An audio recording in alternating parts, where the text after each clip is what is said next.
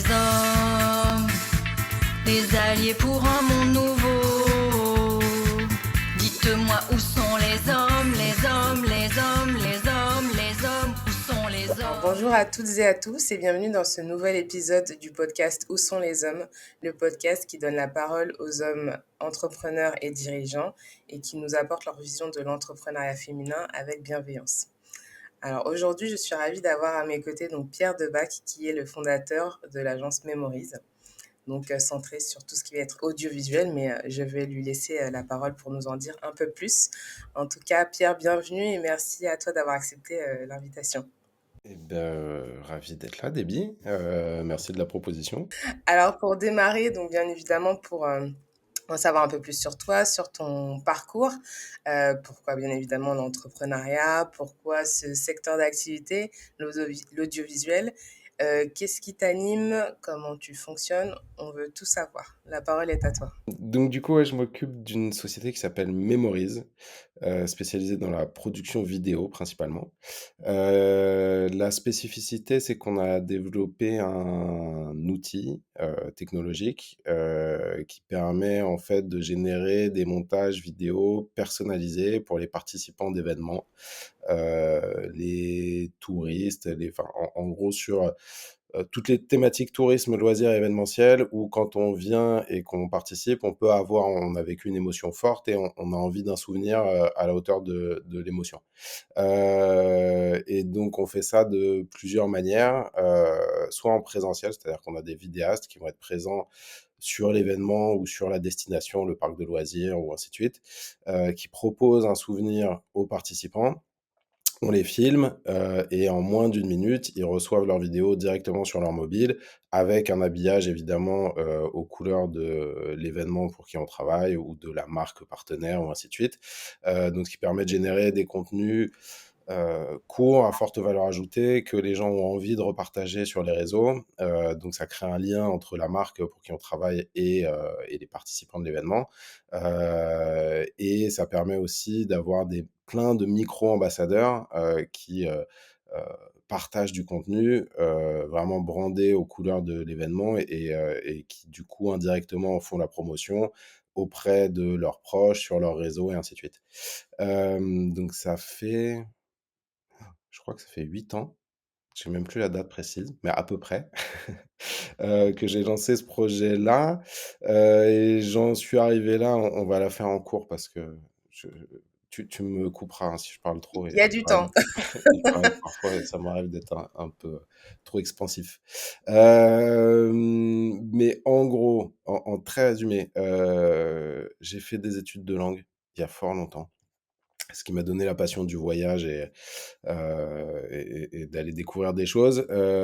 Par contre, professionnellement, ça m'a pas mené très loin.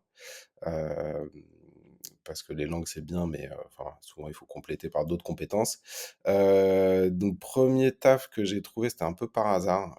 J'ai été embauché en stage, dans une boîte de production de dessins animés, qui produisait les Totally Spies notamment. Je sais pas si c'est ton enfance ou pas? Heu, Ah, totalement. voilà. Moi, je suis team Alex. OK, ouais, c'est bon à savoir. Et du coup, bah, ça a été mon tout premier pas dans le monde du travail, mais qui est important pour la suite, y compris pour l'entrepreneuriat. Parce qu'en fait donc, voilà, à cette époque-là, du coup, j'ai commencé par gérer des sites web, notamment celui des Totally Spies et notamment, le forum des Totally Spies, où toutes les petites filles pouvaient s'écrire entre elles, savoir qui était Team Alex, Team Clover. Moi, j'étais là pour m'assurer de la bienveillance des propos tenus, parce que les petites filles pouvaient être un peu rudes entre elles, pour prendre le lead et être la meilleure team sur le forum des Totally Spies. Ça, et le deuxième truc, c'était d'empêcher qu'il y ait des messieurs qui veuillent leur envoyer des photos de eux tout nus.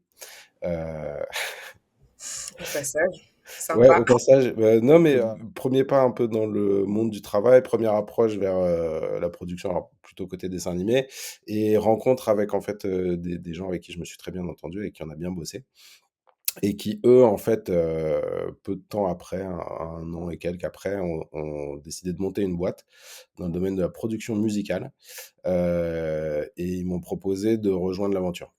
C'est un point important moi dans mon parcours pour, entreprendre derrière.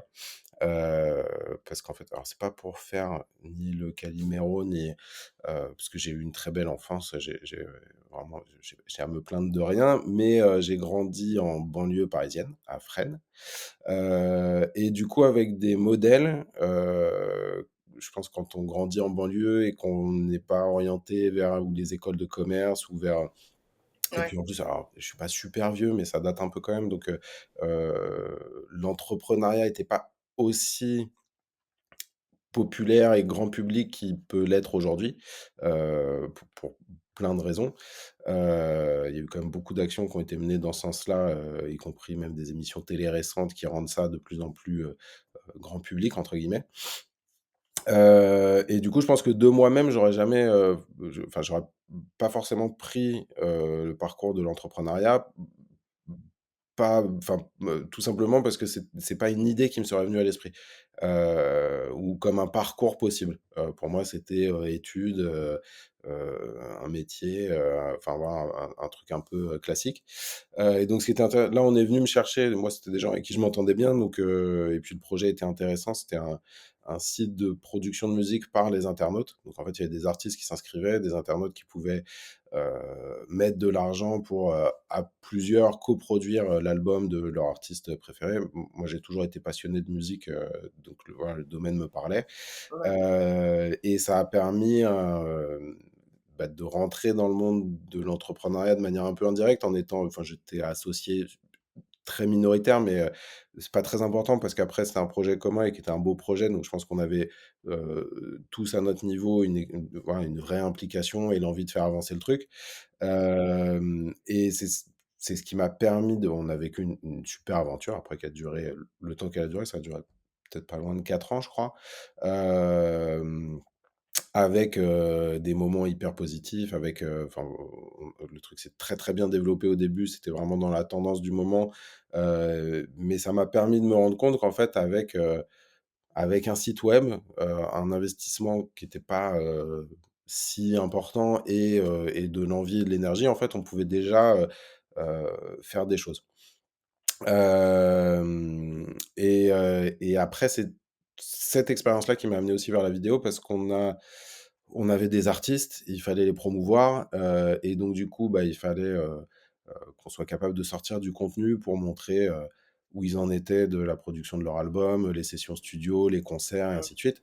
Donc c'est des choses où moi j'étais missionné pour les faire faire au début, c'est-à-dire que j'ai il fallait que je trouve un vidéaste, un monteur, ainsi de suite. Moi, j'y ai pris beaucoup de plaisir et donc c'est ce qui a été intéressant pour la suite, c'est que une fois que ça s'est arrêté, quand moi j'ai eu, enfin la réflexion de me demander ce que j'allais faire, assez vite, ça m'a débloqué, dans ma tête pour me dire que c'était possible de créer quelque chose et de créer une boîte. Et c'est ce qui m'a orienté vers la production vidéo, dans le domaine du tourisme. Ça a été la première boîte que j'ai montée, où du coup l'idée parce que pareil, ben, c'est il y a une quinzaine d'années, mais, en fait, on était à une époque où, les contenus vidéo qui existaient sur internet étaient très «scolaires» entre guillemets, notamment dans le domaine du tourisme. Et du coup, je m'étais dit: «Tiens», moi j'avais pas mal voyagé, du moment de mes études en langue et une vision du voyage qui était beaucoup dans l'émotion, dans le vécu et je me retrouvais pas dans les contenus que je trouvais donc je m'étais dit: «C'est peut-être intéressant, il y a peut-être quelque chose à faire, à produire du contenu différemment, plus immersif, plus centré sur l'expérience». Donc j'avais créé un concept, où en fait on faisait régulièrement des jeux concours, et où un internaute allait gagner la chance de partir découvrir une destination et il était guidé par un local. Et donc ça OK, permettait d'avoir quelqu'un qui connaît très bien la destination et qui va partager ses bons plans, des choses un peu originales et quelqu'un qui vivait l'expérience et où on était dans l'émotion parce qu'il savait voilà, il était surpris, il savait pas où il allait, il avait aucune idée du parcours, il découvrait tout au fur et à mesure. Donc ça a été ma première boîte, qui a marché, alors suffisamment pour que, il se passe quand même des choses. Peut-être pas assez vite, après, parce que moi, en gros, au bout d'un an, j'arrivais à rentrer de l'argent, mais, j'arrivais à la fin de mes droits de chômage et j'étais pas encore tout à fait raccord pour me payer correctement et tout ça. Donc du coup, j'ai laissé ça de côté, j'ai repris un peu de salariat et je suis revenu, parce que, voilà, une fois qu'on a goûté à l'entrepreneuriat, c'est difficile. Enfin, après ça, on peut être salarié et être très heureux, hein. Mon premier poste en salariat, la boîte était top et c'était très chouette, j'étais très épanoui. Là, la phase de salariat que j'ai repris était pas, folle, on va dire. Et du coup, voilà, j'avais gardé en tête, l'envie de refaire quelque chose, et puis avec le recul, de l'expérience passée pour essayer de trouver un nouveau projet à développer. Et c'est ce qui m'a amené du coup à créer Memories, donc à être, alors il y a des traceurs, hein, qu'on retrouve quand même, d'être dans la vidéo, d'être dans l'émotion et d'avoir un peu d'innovation, et qui nous permet, il y a eu la phase covid qui a été très chiante à traverser. Mais là, depuis 2 3 ans où tout a, vraiment repris de manière, continue et stable, là, ça va dans le bon sens et on se développe bien et il y a des, chouettes projets. Donc voilà où j'en suis et un peu le parcours. Super. Et est-ce qu'il y a des problématiques que tu as dû faire face justement par rapport à tout ce concept que tu as mis en place? Je pense aussi à peut-être par rapport à tes clients principaux, comment tu as su peut-être les attirer à ce concept-là, parce que comme tu l'as dit, c'était de sortir du concept classique de la vidéo et comment tu as réussi à les sensibiliser pour justement bah, casser un peu ce système-là en fait. Il y a plusieurs choses. Il y a l'acharnement. Ouais, ouais, mais compliqué en même temps parce que ça génère aussi de la fatigue et de la frustration des fois. Et après il y a un truc que j'ai appris avec les années et qui est un peu frustrant aussi, mais c'est le temps en fait. Il faut accepter aussi qu'il y a des choses qui prennent du temps. Quand on crée quelque chose, on a envie que la terre entière, s'y intéresse parce que, enfin, si on crée en général, c'est parce qu'on est convaincu qu'on a quelque chose à apporter, et sans forcément se rendre compte. Alors après, moi, c'est des vrais questionnements que j'ai eu parfois, hein. Il y a des sur les moments un peu des fois où quand on est un peu plus fatigué, de là où on en est ou que ça avance pas assez vite, il y a des fois où je me suis dit: «Pff, mais franchement, pourquoi tu fais pas un truc, simple, pas innovant, en fait?» Parce que je pense qu'il y a 2 choses, il y a entreprendre et il y a aussi innover, Ouais, et que parce qu'on peut être un très bon entrepreneur dans un domaine existant et sans avoir des innovations de rupture, j'en sais enfin, typiquement, moi, dans mon domaine, je pourrais être juste un très bon producteur de vidéos, une agence vidéo, classique, faire des très belles vidéos, être à un moment, il faut être bon, hein, quand même pour, se démarquer, donc être bon ou meilleur que d'autres ou j'en sais rien ou avoir un point un peu différenciant dans l'œil ou dans l'approche, sans forcément être dans l'innovation. L'innovation, c'est là où c'est particulier, c'est quand on innove et moi, j'ai des exemples de parcours d'autres boîtes où pareil, où les mecs, ils avaient des supers idées. Heu et où si on regarde leur parcours, on peut se dire: «Bah, c'est la loose, en fait». Parce que, le mec, ça fait, 5 ans. Moi, je vois de l'extérieur, j'ai l'impression qu'il a une super idée, mais ça décolle pas, il y arrive pas. Et en fait, des fois, il y a le temps. C'est-à-dire que quand on commence à expliquer les choses aux gens, plusieurs années en arrière, heu, au début, enfin, ça existe pas, donc pourquoi je m'y intéresserais? Une fois que je sais que ça existe, oui, mais en fait, j'ai toujours fait de telle manière et ça me convient pas si mal, donc pourquoi je ouais, ferais l'effort de faire autrement? Après, il y a des histoires de lignes budgétaires aussi, c'est-à-dire que, si on est sur une innovation et que, bah, des grosses boîtes, ils ont une ligne de budget pour, la com de telle façon, l'affichage publicitaire, je sais pas, l'influence, faire appel à des influenceurs et qu'ils ont pas de ligne existante pour notre produit à nous. De là à ce que quelqu'un ait envie de se battre pour aller créer une ligne spécialement pour nous, au sein d'une grosse société où il y a des enjeux, c'est très compliqué. Et donc là, c'est là où le temps fait son effet, c'est-à-dire que, c'est le cas pour moi, ça va mieux aujourd'hui, et ça va dans le bon sens et c'est le cas pour d'autres entrepreneurs un peu dans le même domaine. C'est-à-dire qu'il y a, 5-6 ans en arrière, les gens percutaient pas ce qu'on faisait et d'un coup, parce qu'à force de le voir, ils sont allés à un moment, à un événement, à un autre, ils ont vu le truc ou un tel leur en a parlé ou ainsi de suite. Mais ça, c'est vraiment, ça se fait en années, c'est pas en quelques mois que ça peut se produire. Ou d'un coup, ils vont se dire: «Ah mais oui, c'est évident, c'est top, il faut le faire. Donc là-dessus, il faut apprendre. Enfin, voilà, c'est pour ça qu'il y a les deux en parallèle. À la fois être persévérant et continuer à essayer de. Excuse-moi, parce que je rentre de vacances et je chopé la crève à la fin, c'est nul. Euh, Ça arrive. Mais donc ouais, il faut être persévérant parce que bah, si on essaye 3, 4, 5 mois et que ça marche pas direct, c'est frustrant. Mais c'est pas pour autant que l'idée est pas bonne, et laisser faire le temps. Mais de la même manière que je suppose qu'à une époque, enfin, quand on le voit sur plein de réseaux hein, qui sont apparus, Facebook, puis Instagram, puis TikTok par exemple, les gens qui ont été présents, les boîtes qui ont été présentes à un moment sur Facebook parce qu'il fallait y être, qui regardaient Instagram de loin en disant qu'est-ce que c'est que ce truc, ouais, on va pas se mettre à raconter nos vies, à faire des stories, ou on a toujours produit du contenu, on veut avoir le contrôle, on veut que ce soit bien lisse et je sais pas quoi, pourquoi d'un coup il faudrait faire des choses plus naturelles, plus... et de la même manière, après ils ont vu l'arrivée de TikTok en disant qu'est-ce que c'est que ces ados qui font des chorégraphies et je sais pas quoi. Et en fait, quand les choses s'imposent dans le temps, bah, à un moment, tout le monde finit par se dire, ouais, ouais, et c'est là où c'est perturbant, c'est que des fois, en plus, c'est les mêmes personnes. C'est-à-dire que c'est des personnes qui ont pu. Moi, j'ai eu plein de refus, hein, des gens qui voulaient même pas m'adresser la parole. C'est-à-dire, t'envoies un mail, deux mails, t'appelles, j'ai pas le temps, je peux pas, je sais pas quoi.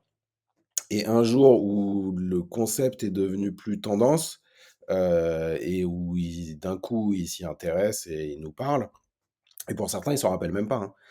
Moi, j'ai déjà eu des gens qui se rappelaient pas que je les avais contactés.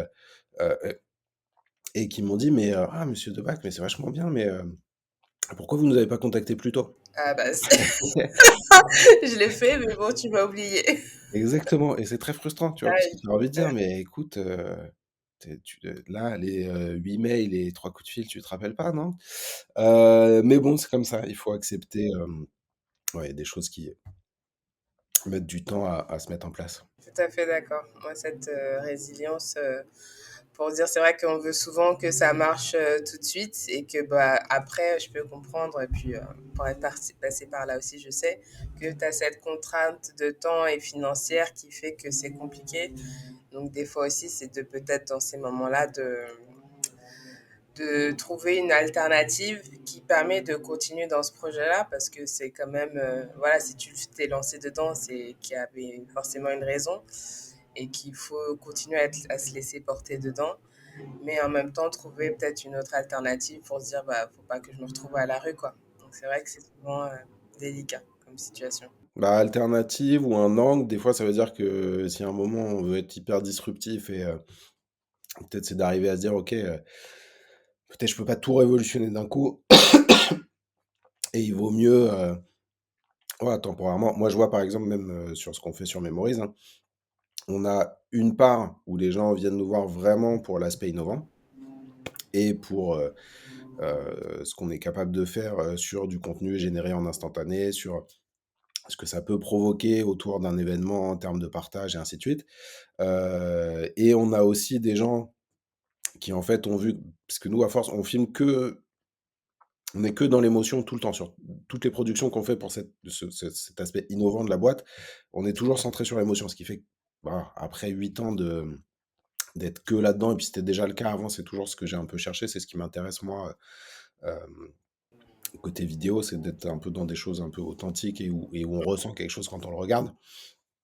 Mais du coup, on a des gens qui viennent aussi nous voir en disant: «Bah tiens, j'ai vu que vous avez fait des très belles images, pour un tel sur tel événement», et qui vont nous demander une prod, plus, classique, où on va faire un casting, prendre des acteurs, enfin ou des acteurs ou des figurants et produire de manière, plus traditionnelle. Mais on aura quand même notre œil à nous, et après, j'allais dire, enfin, cette partie-là, même si elle est plus classique et pas, au cœur de l'innovation qu'on fait, bah, elle finance et elle permet, de rester à flot. Je suis d'accord avec toi. Euh, Est-ce que tu pourrais nous citer, alors depuis Memories en tout cas, deux cas de figure, enfin cas client, on va dire le plus beau souvenir et le plus mauvais souvenir. Tu peux commencer par le plus mauvais comme ça. Hem, Le plus mauvais, alors on a de la chance, on n'en a pas eu beaucoup. Hem, ouais, non, mais ça pourrait, enfin, tu vois, et voilà, ça pourrait arriver, hein. Ça fait un moment qu'on existe, donc tu pourrais avoir une expérience nulle par an, j'en sais rien, sans que ce soit catastrophique pour autant, hein. Donc on n'en a pas eu beaucoup. Non, j'ai souvenir d'une fois juste, on a travaillé pour un client, c'était un parc de loisirs, en province, on va pas donner la zone, sinon peut-être on pourra se rendre compte de qui c'est. OK. Mais c'était un parc de loisirs, pas très grand en province, avec une personne du coup donc qui voulait qu'on vienne, et l'objectif c'était à la fois, faire de belles images du parc centrées sur l'émotion que les visiteurs pouvaient vivre, qui puissent être exploitées, eux, pour leur campagne de communication et sur leur réseau. Et à la fois faire en sorte que les gens qu'on avait filmés, partagent, les contenus et génèrent de la visibilité, parce qu'on était un peu sur l'ouverture de saison, enfin, juste avant l'été. Et donc la personne avec qui je suis en contact est, très arrêtée sur une date pour nous faire venir, où je percute pas trop, mais parce qu'elle me dit: «Ce jour-là, il y aura une forte affluence, ça va être bien parce que le parc sera plein», et je percute pas trop parce que pourtant la date, elle est en semaine et hors vacances scolaires. Ce qui, pour un parc de loisirs, normalement, c'est les pires dates possibles. C'est-à-dire, il y en a même qui sont fermés, sur ces dates-là, ou alors ils ont vraiment très peu de monde. Mais bon, je me dis: «C'est son parc, donc elle sait ce qu'elle fait, elle veut nous faire venir ce jour-là, bon, bah, pourquoi pas?» Hem, il s'avère, ça, elle y est pour rien par contre, mais moi, c'est tombé, sur une semaine qui, à titre personnel, était, très compliquée. Vraiment pas un des meilleurs, moments de ma vie. Mais je me dis: «Je suis engagé, j'y vais quand même», et en fait, du coup, on arrive, avec, mon collègue, et puis je me dis: «C'est bizarre», on se gare sur le parking réservé au public et on est genre, mais, peut-être pas la seule voiture, mais genre il y en a une en plus, quoi. D'accord. Donc je me dis: «C'est très étrange», Oui. et j'arrive à l'entrée et on commence à voir arriver, des enfants avec leurs petits sacs à dos comme ça, accompagnés d'instituteurs ou d'accompagnants, et du coup, je parle à la dame et je dis: «Mais, excusez-moi, enfin, il y a un truc, je comprends pas en fait, c'est quoi le public que vous attendez aujourd'hui? C'est des scolaires?» Elle me dit: «Bah oui, pourquoi?» Je dis: «Bah oui, pourquoi? C'est-à-dire que les enfants, ils ont 10 ans, ils sont pas accompagnés de leurs parents». 1, partage sur les réseaux sociaux, je suis pas sûr qu'ils aient beaucoup de réseaux sociaux sur lesquels partager. Et 2, en termes de droit à l'image, on pourra rien faire en fait. Parce que, un mineur, non accompagné, on peut pas le filmer, et diffuser les images, c'est juste impossible. Et puis nous, ça nous arrive des fois, on rencontre des enfants qui sont avec les parents. Si les parents sont là et qu'on demande et qu'ils donnent l'accord, pourquoi pas? Mais là, c'était que des enfants, tout seuls, par groupe de 8-10, dans les attractions. Enfin, c'était impossible, dans l'ensemble des enfants qu'on avait filmés, d'aller retrouver, tous les parents de la terre. C'était un travail colossal, et d'obtenir les autorisations de tous les parents, parce qu'il suffit qu'un parent ne donne pas l'autorisation. Si on en a filmé 8 enfants et sur les 8 il y en a 7 qui disent: «C'est OK» et un qui disent: «Pas d'accord». Hem, donc du coup, bah, vu qu'on était là, on a travaillé quand même. Heu, on a fait des images qui étaient très belles, mais dont ils ont pas pu faire grand-chose. Et je pense que la dame, ça l'a agacée, mais sans s'est jamais remise vraiment en question. Heu et donc du coup, elle a été très désagréable avec nous tout du long de la journée, enfin, pas de bouteille d'eau. Le midi, on veut déjeuner, heu, ils nous disent: «Ah oui, bah, si vous voulez, en repas du personnel, il y a saucisses galettes». Je dis: «Bah, ouais, mais mon collègue, il mange pas de porc, est-ce qu'il y a une alternative?» «Ah bah, l'alternative, c'est d'aller au snack, et de payer votre repas, 25 balles ou je sais pas quoi». Mais il y avait rien qui allait dans cette journée. Ouais, Hem clairement. et donc à la fin, elle était assez fâchée, alors qu'on n'y était pas pour grand-chose, et je crois que j'ai dû les relancer pendant plus de 6 mois, pour qu'ils payent la prestation. Donc voilà, c'était ma seule vraie mauvaise expérience sur Memories. Le reste, honnêtement, tout s'est toujours, toujours bien passé. Après, il y a des lieux où on tourne qui sont plus ou moins faciles. Quand on fait des tournages, ça peut nous arriver de faire des tournages, enfin, quand on est dans des lieux qui sont bien délimités, c'est très simple d'aborder les gens et de leur parler parce qu'on a un contexte, enfin voilà, si on est, sur un festival où, on a le t-shirt du festival, quand on va parler aux gens, ils sont dans un bon état d'esprit, ils savent qu'on fait partie de l'équipe du festival, ils sont en confiance pour nous parler. C'est parfois un peu plus dur quand on est, je sais pas, tout en haut d'une montagne, et qu'il faut parler aux gens et qu'ils nous identifient pas forcément comme quelqu'un d'officiel. Il faut arriver à briser la glace et les mettre en confiance. Mais sinon, non, globalement, tout se passe bien. Et dis-nous, rappelle-nous, donc, l'équipe est composée de combien de personnes? Vous fonctionnez comment? Alors, en ce moment, on était 3 en fixe, mais on n'est plus que 2 en fixe. Pour l'instant, ça reviendra peut-être, mais après c'est enfin, des fois, c'est des ajustements de personnes pour avoir, voilà, l'équipe au complet, avec les bons profils, les bonnes personnes. Mais donc on est 2 en fixe, à gérer, un peu ce qui rentre, et en prospection commerciale et après pour, produire les projets. Nous, on est dans l'audiovisuel, donc ce qui est très particulier, c'est que sur toute la partie création d'images, en fait, c'est très classique de faire appel à des profils qui sont ou freelance ou intermittents. En fait, ça permet D'accord. d'avoir moins de charges fixes, sur la boîte parce qu'en plus, on a des phases très denses. Juin, juillet, on a bossé en continu, mais week-end compris, c'est-à-dire qu'on n'a pas stoppé pendant, 2 mois consécutifs. Et puis il y a d'autres périodes où, je sais pas, le mois de novembre peut-être, il y a moins d'événements, il se passe moins de choses. Nous, ça permet d'avoir une équipe en fixe avec des frais fixes et de faire appel à tout un réseau de, freelance de confiance avec qui on bosse. Enfin, ça fait 8 ans qu'on bosse avec les mêmes personnes, hein. Mais qui vont pouvoir être là quand il y a un besoin et faire autre chose sur un autre tournage.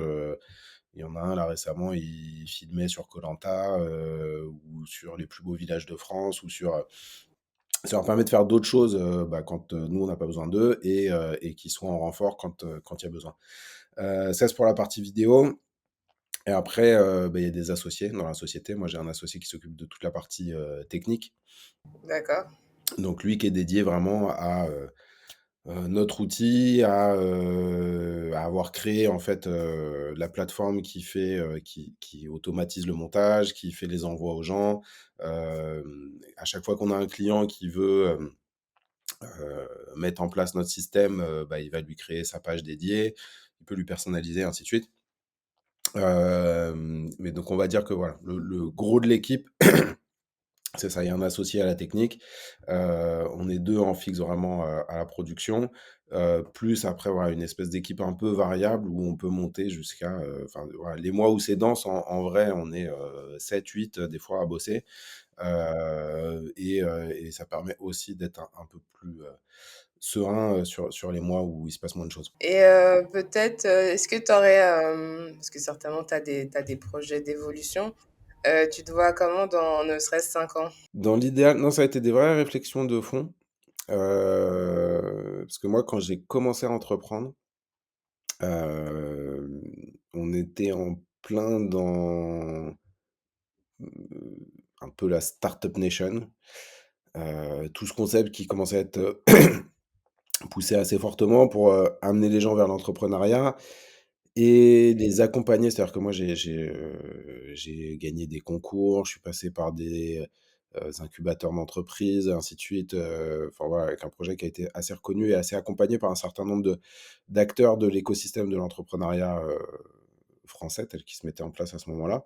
Mmh. Et avec un peu une vision de l'entrepreneuriat qui était de dire en gros, bah, il faut des startups, qui vont, scaler, et qui vont, devenir le prochain, TikTok ou le prochain je sais pas quoi.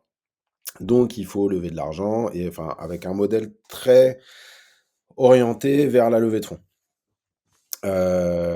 Et qui aurait pu être, une orientation, de se dire: «Il faut lever de l'argent et devenir très gros et devenir un leader international de». hem et alors moi je pense pour plein de raisons, je suis pas sûr que ce soit fait pour moi. Parce que j'ai essayé un peu, mais le peu que j'ai fait, j'ai des gens, hein, qui étaient prêts à certains qui étaient prêts à investir, mais qui me disaient: «Bah, moi, je suis prêt à mettre tant si tu trouves d'autres gens pour accompagner», ainsi de suite. Donc après, tu continues à rechercher, tu te rends compte que finalement, tu passes, énormément de temps à chercher des business angels et autres et avec beaucoup de retours, des fois, te dire: «Oui, mais c'est quoi votre chiffre d'affaires?» Bah, mon chiffre d'affaires, il est pas très grand parce que, en fait, vu que je passe mes journées à, aller de club de business angel en club de business angel, je suis enfin, ça prend du temps, donc je suis pas en train de vendre mes projets. Heu, donc moi, ça m'a un peu frustré et en fait, avec le recul et avec l'âge, je me rends compte que la manière dont on se développe, qui est plus progressive, mais totalement autonome. On est libre de faire, ce qu'on veut, comme on veut, d'orienter les projets comme on a envie et d'avoir vraiment une identité forte et à tous les points de vue. C'est-à-dire aussi dans, le relationnel avec les clients, comment on s'adresse aux gens, comment on s'adresse au public quand on est présent sur des sites, comment enfin, un ensemble de choses qui sont dans des valeurs, humaines, importantes pour nous, dans la manière de bosser. Hem Et ça commence à payer, donc normalement, je pense que, voilà, vu comme les choses se développent, on peut espérer que dans quelques années, pour moi, l'objectif, ce serait d'arriver à rester autonome. Enfin, je pense que ça, c'est un choix que j'ai fait à un moment de me dire: «En fait, je suis pas sûr d'avoir envie d'aller chercher, de l'investisseur et de perdre un peu la façon de faire et l'autonomie et la liberté aussi que ça donne l'entrepreneuriat, on peut le choisir pour devenir très riche, mais on peut aussi le choisir, en fait, pour être libre de faire ce qu'on aime et de le faire comme on a envie. Je pense que, Tout à fait. c'est plus cette partie-là qui m'intéresse que l'argent. Il faut gagner de l'argent, c'est important, hein, c'est aussi ce qui garantit la liberté, mais être riche à millions, enfin, moi, voilà, si je m'en sors bien, je suis très heureux, en fait. J'ai pas forcément besoin d'être multimillionnaire. Hem Et donc du coup, idéalement, dans 5 ans, bah, c'est de, voilà, continuer sur notre lancée, continuer à convaincre. On est en train de grandir de type de clients et donc avoir, voilà, ce qu'on peut souhaiter. Là, on commence à faire des gros festivals musicaux, bah, on a fait la coupe du monde de rugby, qui était sur une échelle, quand on a fait la coupe du monde de rugby, c'était pas sur un très gros dispositif, mais on peut espérer que d'ici 4 5 ans, voilà, quand il y a des grands événements, type les JO ou que sais-je, enfin les JO ça se reproduira pas tout de suite en France, mais voilà, sur des types de grands événements, culturels, festifs, sportifs ou ce qu'on veut, d'en faire de plus en plus et d'être monté en gamme, pour être un peu un dispositif, référent sur, la production d'images et sur l'expérience, du participant, et puis idéalement, on peut espérer, ouais, je pense d'ici 5 ans, ce serait même de s'amuser à en faire, en dehors de la France. Sans forcément aller jusqu'aux États-Unis ou ainsi de suite, mais si déjà on arrivait à, en Europe, je pense, enfin, voilà, il se passe beaucoup de choses et c'est marrant parce qu'on a voyagé alors pour des boîtes françaises qui font de la mise en relation avec des boîtes étrangères, mais on s'est retrouvé en Espagne où les gens étaient très fans du concept. Enfin, je pense qu'il y a un vrai potentiel, pour le faire grossir et l'amener un peu ailleurs, ouais. Alors, on va entrer dans la deuxième partie de cet épisode. Qu'est-ce que tu évoques pour toi, l'entrepreneuriat féminin? C'est la partie où j'ai peur de dire des bêtises. Vas-y, lance-toi, on verra bien. Selon Non, non, parce que j'ai lu un peu en amont, les questions. Je me suis rendu compte que j'avais pas, il y a plein de choses, j'avais pas les réponses. on n'a jamais tous les réponses en soi, de toute façon, hein.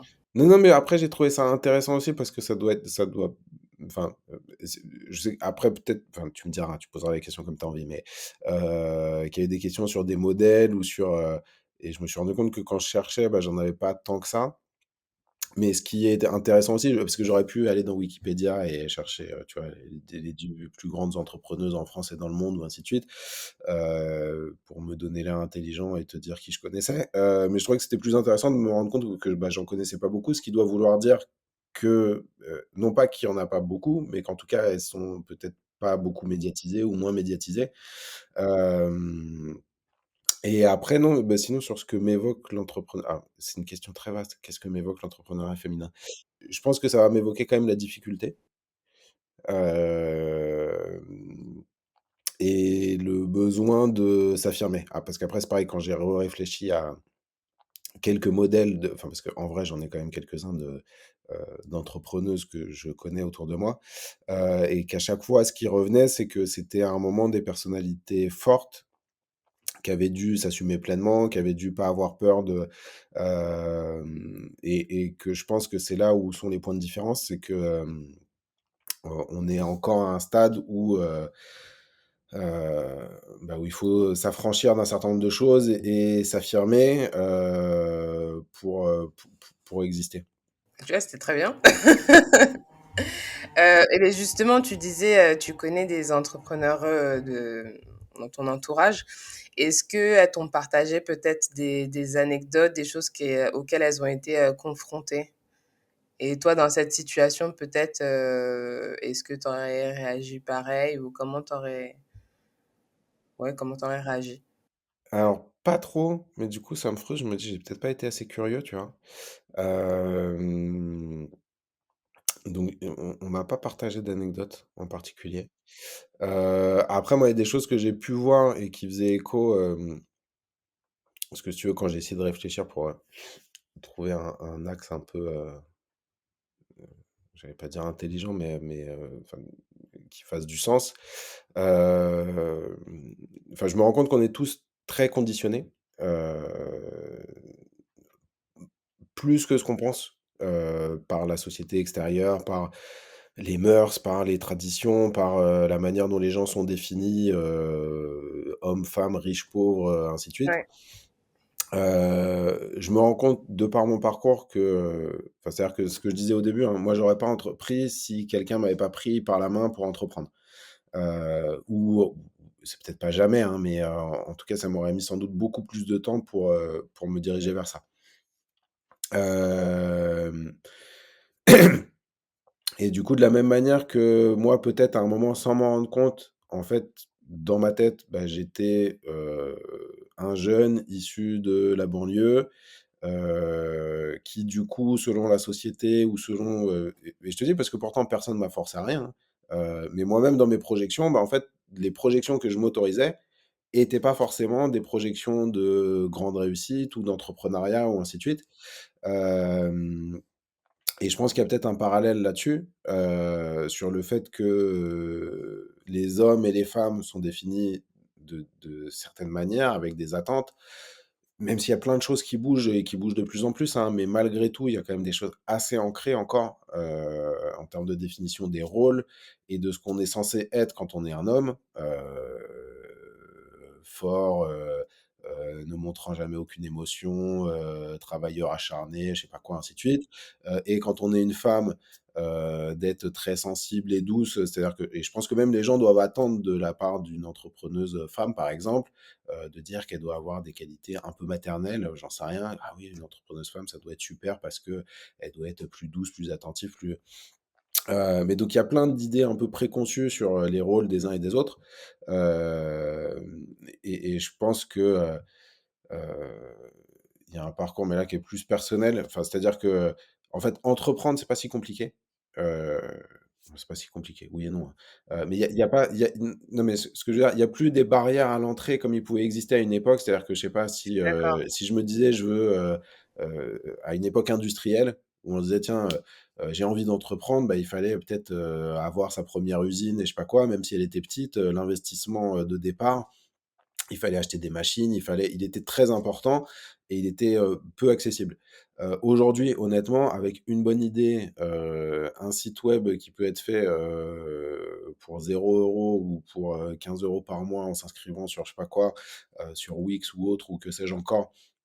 Enfin, c'est super accessible de se créer une vitrine, de proposer un produit et de contacter des gens et à partir du moment où on est un peu motivé et qu'on a l'envie, on peut déjà commencer à faire vivre quelque chose avec assez peu de barrières à l'entrée. Et je pense qu'il y a, du coup, d'autres barrières qui existent, qui sont celles auxquelles chacun, on doit essayer de s'affranchir, heu, bah, pour se dire que, malgré les rôles qui nous sont définis, d'être, et donc c'est là où je disais, enfin, voilà, moi j'ai le sentiment de devoir peut-être m'affranchir d'un parcours un peu, jeune de banlieue, classe moyenne, pour arriver dans le monde de l'entrepreneuriat et ça, après j'ai alors c'est particulier, hein, parce qu'il y a des choses où il faut s'affranchir tout seul et puis il y a des choses où il reste des vraies barrières. Moi, je me suis retrouvé sur des événements où j'étais partenaire officiel de l'événement, au même titre que tout un tas de grosses boîtes qui étaient là, mais où, il y a malgré tout des choses qui restent très ancrées. C'est-à-dire que moi, j'ai souvenir d'arriver dans des dîners, et où pourtant, avant même d'avoir ouvert la bouche, hein, c'est-à-dire j'étais habillé pareil que les grands dirigeants qui étaient là, tu vois? Même costume, bien coiffé, machin, ainsi de suite. Et où il y a quand même quelque chose dans l'attitude qui faisait qu'entre eux, tout de suite, ils devaient ressentir qu'ils étaient du même monde et que moi, j'en étais pas. Et quand, 3 secondes et demie, à un moment, quelqu'un allait me parler en me disant je me rappelle une fois, on m'avait fait la réflexion: «Mais, ah mais vous êtes le neveu de Michel», appelons-le Michel. Heu, «Non mais vous devez être le neveu de Michel, non? Vous, du coup la vidéo, vous faites ça, gratuitement, c'est un hobby?» et Carrément.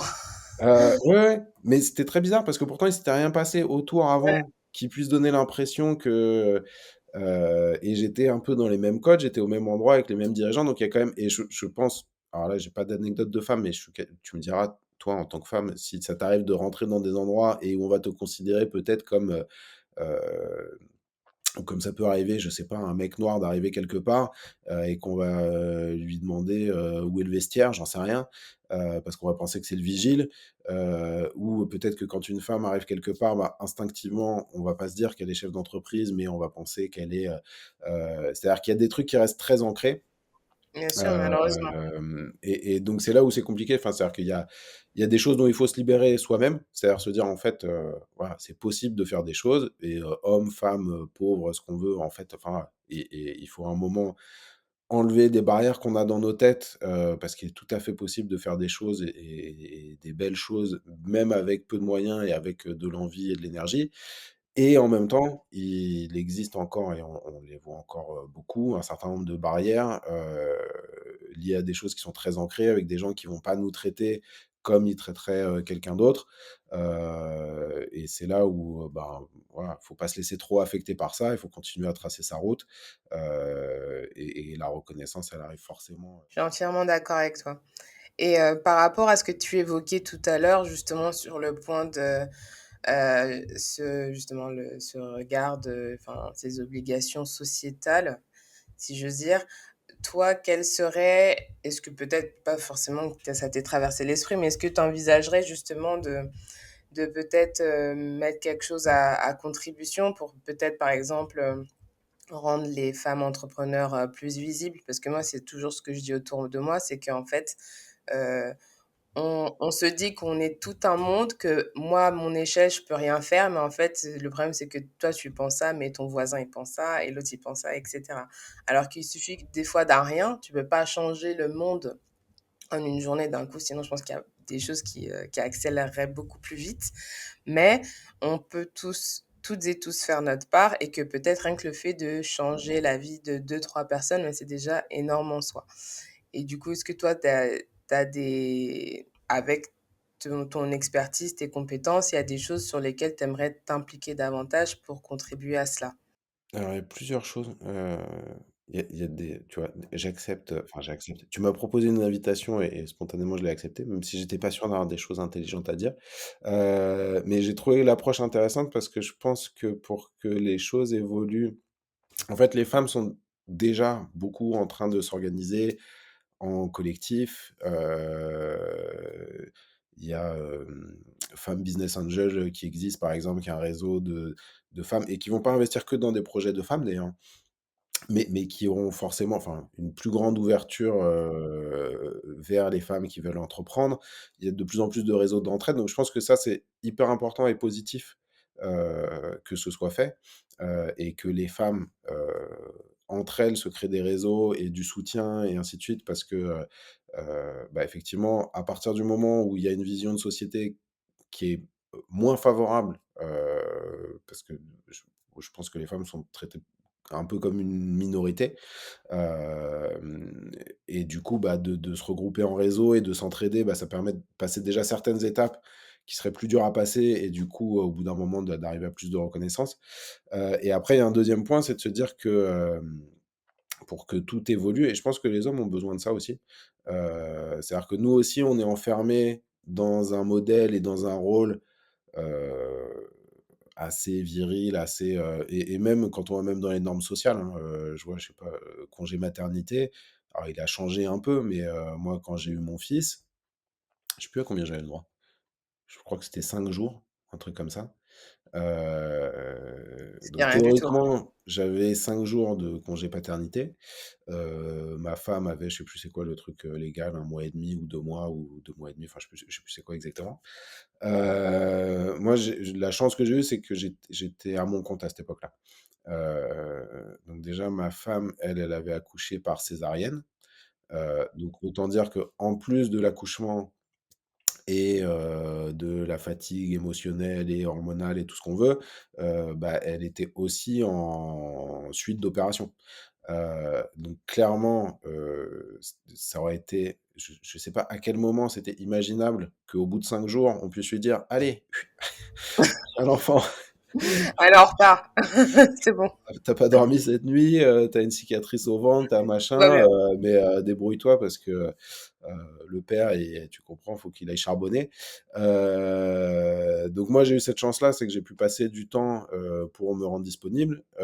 J'allais dire même s'il y avait pas eu de césarienne et même s'il y avait pas de bouleversement hormonal, je vois pas quelle personne, au bout de 5 jours, et c'est-à-dire même moi en tant qu'homme, hein, si on m'avait dit au bout de 5 jours, «Tiens, voici cet enfant, donc que tu sais pas trop gérer, qui va pleurer, les 3 quarts du temps, que tu es en manque de sommeil, que tu en peux plus, que ainsi de suite, et débrouille-toi et essaye de le gérer bien et de pas faire de dépression». Je pense que pour n'importe qui, c'est très compliqué. Donc moi, j'ai eu cette chance-là de pouvoir être beaucoup plus présent que les 5 jours, théoriques, et qu'on se relaie bien et que ce soit, plus, donc je pense qu'il y a des règles de société qu'il faudrait faire évoluer. Alors ça, c'est pas quelque chose que je peux faire à mon niveau. Après moi, ce que je sais, c'est qu'au niveau de la boîte, il y a des choses dont j'ai conscience, parce que j'ai une femme, parce que j'ai 2 grandes sœurs qui sont juste au-dessus de moi, donc je pense que, ça aide aussi à et donc je sais que je vais, enfin voilà, il y a un certain nombre de sujets, de douleurs menstruelles, un certain nombre de sujets, sociétaux et liés aux femmes sur lesquels moi je vais être peut-être plus sensible et qui me poseront pas de soucis dans l'organisation de l'entreprise, pour, ajuster des choses. Et après je pense qu'il y a un truc où c'est important qui est, que les femmes entre elles, s'entraident et s'organisent, mais peut-être effectivement qu'il y ait ce genre d'initiatives qui permettent un dialogue et qui nous permettent nous aussi en tant qu'hommes De heu, s'impliquer. de s'impliquer puis d'avoir un rôle, parce que je pense que la plupart des pères, si on leur demande, est-ce qu'ils auraient aimé être présents, plus pour leur enfant au début, je pense qu'une très grande majorité dirait que oui.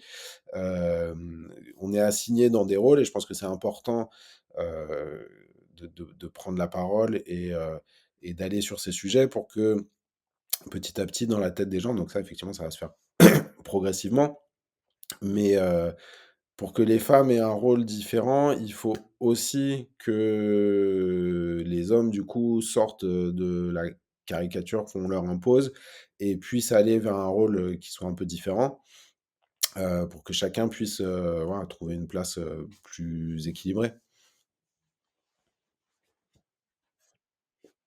Donc voilà et après en choses, concrètes, j'ai un projet mais qui concerne pas que les femmes, qui concerne plein de sujets heu donc je verrai. Ça fait un moment que je l'ai en tête, mais qui est d'aller à la rencontre de gens avec des parcours un peu particuliers ou qui ont traversé une épreuve un peu spécifique, et de me dire que justement j'ai de la chance de savoir faire des images et que dans le fond faire des images pour moi c'est juste du temps. Enfin quand je l'ai de dispo, c'est possible de le faire. Donc j'ai ça qui me trotte dans un coin de la tête, il faut que je m'y mette plus sérieusement, mais normalement ça devrait être le cas sur cette année et d'essayer, je sais pas si ça va être une fois par mois ou une fois tous les 2 mois, de faire un petit portrait ou un truc qui revient sur, et qui pourrait être ou homme ou femme d'ailleurs, on s'en fout. Pour moi, ça, c'est pas important, mais qui reviennent sur, voilà, des moments clés ou des bascules de parcours ou des épreuves un peu, heu complexe à traverser, parce que je pense que ce soit ce sujet-là ou plein d'autres, en fait, il y a plus les sujets sont difficiles et plus on a du mal à les aborder, à leur laisser le temps, et pourtant, enfin, c'est souvent ce qui est nécessaire, déjà pour que les autres puissent parce qu'on voilà, quand on n'a pas le vécu, ben, on peut pas se projeter donc que les autres puissent entendre ce que chacun vit et être mieux à l'écoute et plus dans l'empathie à l'avenir parce qu'ils auront un référent et quelque chose. Et après pour les gens qui traversent, enfin je pense que des fois, parler de ce qu'on a traversé, même si c'était pas entendu par la terre entière, on s'en fout. Mais c'est de pas être enfermé dans des trucs, heu, quand on a eu des moments un peu compliqués à qui on enfin voilà, dont on peut pas parler parce qu'il y a pas d'espace pour en parler donc voilà. Après c'est pas un projet qui est lié spécialement, aux femmes, mais s'il fait du bien à tout le monde, il fera du bien, voilà, de manière partagée. J'en doute pas une seconde.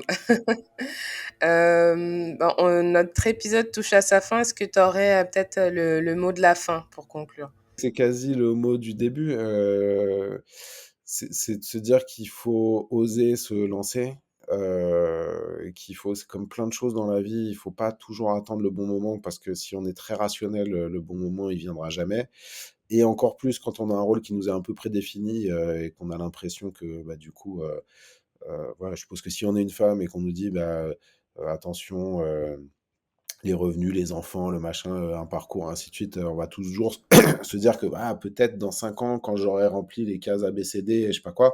En vrai, on s'en fout, on peut se lancer à tout moment.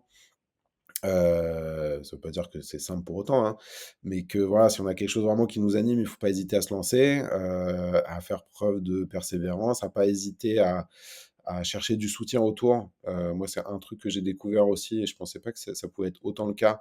C'est-à-dire que réellement, il y a beaucoup de gens qui sont bienveillants. Il y a même je alors j'espère, je croise les doigts pour que ça continue à être le cas, mais j'ai rencontré beaucoup plus de gens bienveillants que malveillants. Avec le temps, j'ai eu quelques gens qui étaient moins fun, mais il y a beaucoup de gens, si on s'adresse à eux en disant: «Bah, bonjour, voilà, mon projet c'est ça, j'en suis là», et de manière très transparente, hein, en disant: «Bah, j'aimerais avoir des retours ou, des conseils sur la manière dont je pourrais le développer». En fait, il y a plein de gens qui sont tout à fait prêts à être, à l'écoute et à vouloir filer un coup de main. Donc pas hésiter à se lancer, pas hésiter à chercher, de l'entraide, et puis, bah, autant que possible essayer de voilà, d'arriver à à se sortir des schémas un peu prédéfinis qui font qu'on va se dire que ou c'est pas le moment, ou c'est trop difficile, ou c'est pas pour moi, et que finalement, voilà, la vie est enfin, c'est pas pour rentrer dans des banalités, mais la vie est courte, donc il faut toujours se dire: «Ah, même si voilà, même si en fait ça marche pas, bon qu'est-ce qui se passe?» En général, en vrai, il y a rien de si catastrophique, c'est-à-dire que et j'allais dire, si on est un peu entouré, voilà, même si on traverse une phase financièrement plus compliquée, peut-être on peut toujours avoir l'aide de quelqu'un pour être hébergé pendant un temps, enfin, même dans les cas les plus, et encore honnêtement, la plupart du temps, si on se lance et que le truc est un peu bordé, c'est-à-dire voilà, Ouais. j'ai été salarié pendant tant de temps, si je demande une rupture, j'ai du chômage qui va courir pendant 2 ans, je suis assez bordé pour quand même pouvoir lancer un truc, être un peu à l'abri, ne pas me mettre à la rue. Ça me laisse donc de ne pas hésiter à y aller, à chercher de l'entraide. Bah, c'est parfait. En tout cas, merci à toi pour ce moment d'échange et de partage. C'est un plaisir. Merci à toi. Merci à toi pour l'initiative, c'est très chouette. J'ai hâte de voir, le rendu, global et les autres épisodes du podcast. Avec grand plaisir. Bah, merci à toutes et à tous pour l'écoute et à très bientôt pour un prochain épisode du podcast Où sont les hommes? Bonne journée. Où sont les hommes? Des alliés pour un monde nouveau.